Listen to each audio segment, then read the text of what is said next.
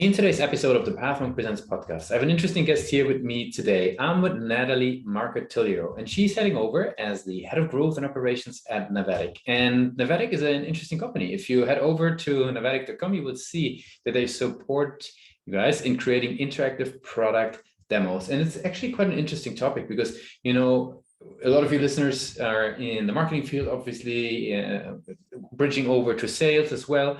So, and a lot of the times the demos remain like PowerPoint presentations and the like. So today we want to be learning about what could be a different way, what could be something that you guys could be doing in order to increase the demo success. And we got Natalie on the show. So welcome to the show. Thanks for having me. Yeah, give us an overview. I gave a short overview, but maybe give us a bit more insight. What is Navttic all about? Yeah, so Navttic is a SaaS platform for marketing and growth professionals mostly. We also do sales, but really do focus in on marketing and growth. And basically, our platform just allows anyone with a SaaS product to let their prospects get earlier access to their product in the buyer journey through a no-code solution. Basically, that just means like your prospect can actually get hands-on with your product on their own time without having to talk to sales or set up an account. Very cool. So that seems very timely in the overall age of, product-led growth. I assume that takes a big role and is probably quite an important topic. Maybe tell us which types of companies leveraging the platform. Is it just SaaS companies or, who's the typical company leveraging Navttic?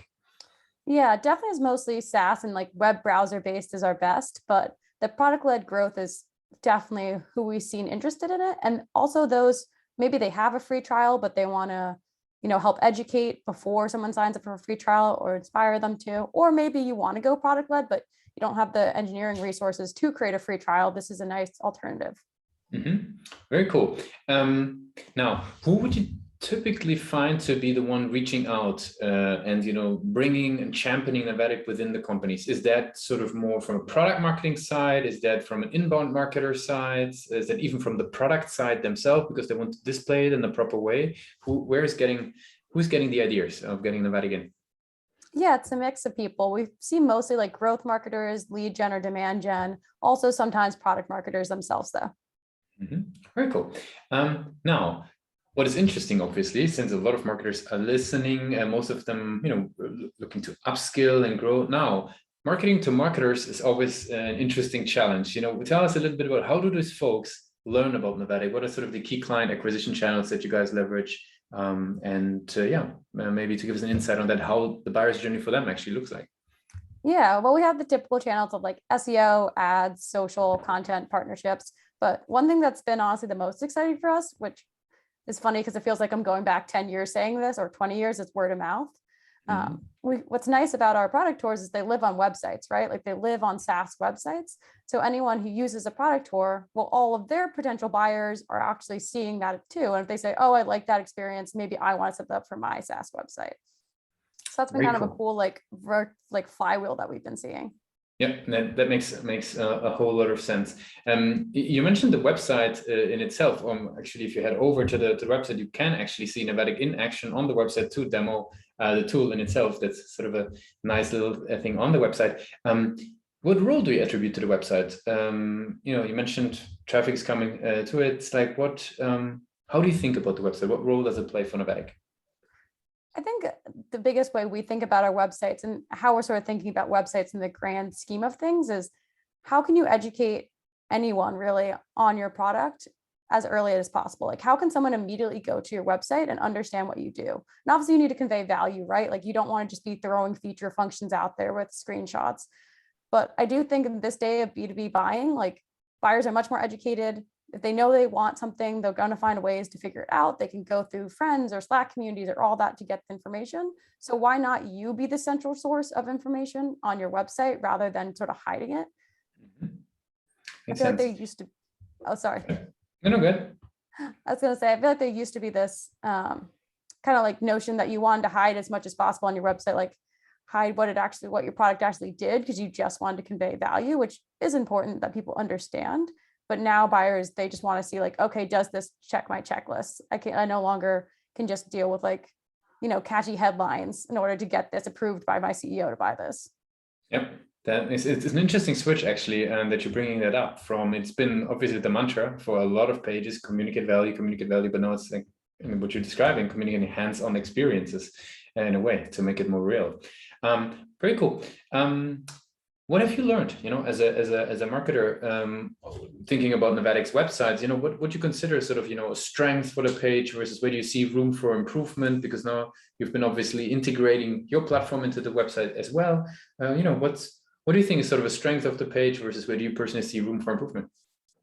I think a strength is that I do love we highlight our, our product front and center, that anyone can see it and also see an example of a product tour.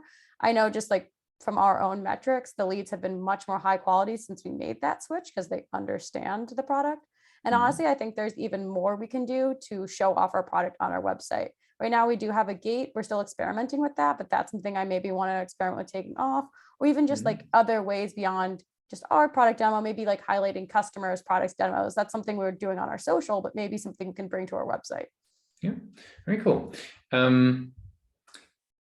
Overall, like, you've been, in marketing for a while. You've been seeing now you're working with Navttic's tool. What have you picked up over the years in terms of, things that help to increase conversions? Any methods, any tools, any insights that you've picked up over the years? Anything that you feel has helped you quite a bit? So this is kind of hard because it's not directly something a marketer can control. But I do think, having a product that you believe in and you understand the ICP has been such a hack. Like I was a Navttic customer before joining Navttic. I was a marketer, obviously. So I understood the value for it really fast. So it's really easy for me to, like, I got on board in maybe 2 weeks versus, working in a company where if you don't relate to the ICP as much or anything, and not saying you shouldn't do that, but like making sure you spend that time educating yourself or maybe getting a subject matter expert in that area. So then you can really understand the value and how they speak. Makes sense. Sort of diverting a little bit because it's been recently coming up specifically with marketers on the show that are very inbound focused, and feel free to let me know if it is really not a topic that you guys have already discussed. The the cookieless future is just in front of the door, right? End of the year, beginning of the year, third-party cookies are going to be gone. Is that something in your perspective, what you're seeing marketers doing, is already being discussed, and sort of how do you think about that? Yeah, I think I've seen a lot of conversation, at least on LinkedIn, around this whole topic of, dark funnel attribution, all that. I think the most important thing is being close to your customers and your prospects, and just one, asking them, right? Like we have our sales team ask, how'd you hear about us? But two, if you're part of the communities themselves, so like the watering holes, people like to say, where your prospects are, it's pretty easy to be like, oh, I see that in this Slack group, someone mentioned Navttic and then someone else then signed up.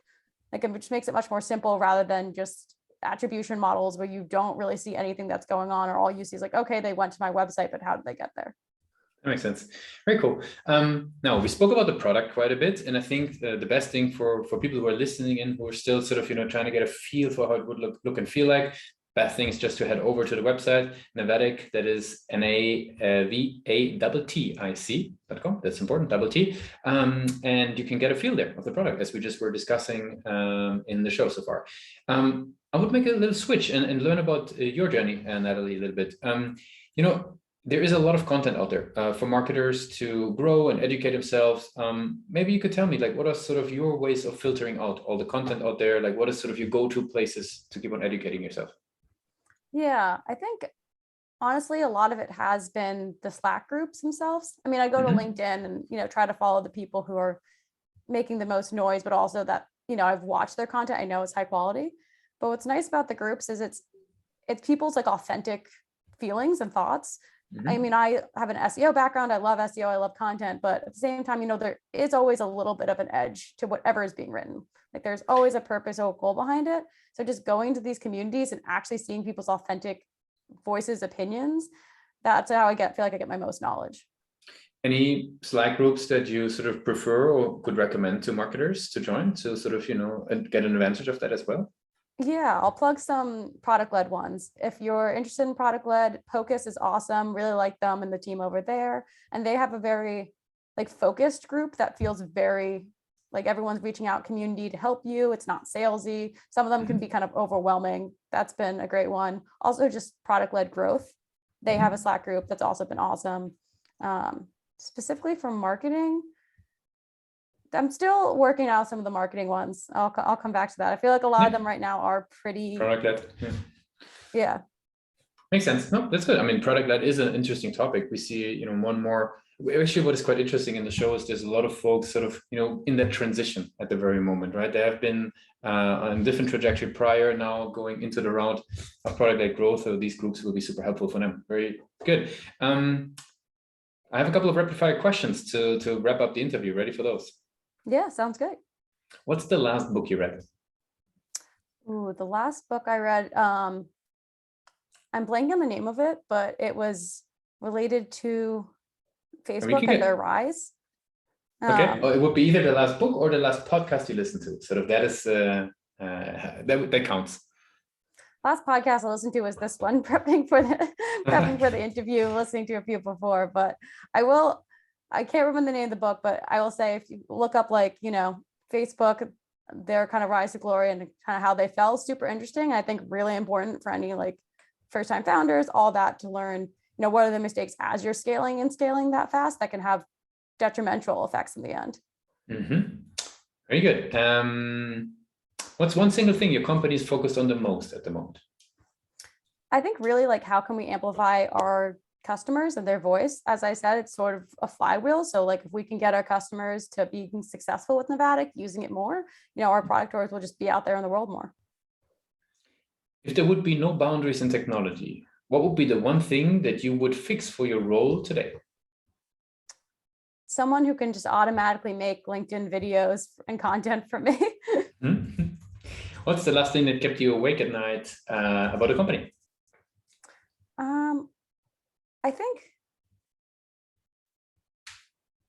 just at this, thinking about, at our size, how can we both we're a little bit smaller of a company, lean, but also at the same time, as I said, giving that great customer experience. How can we balance resources versus work we have to do?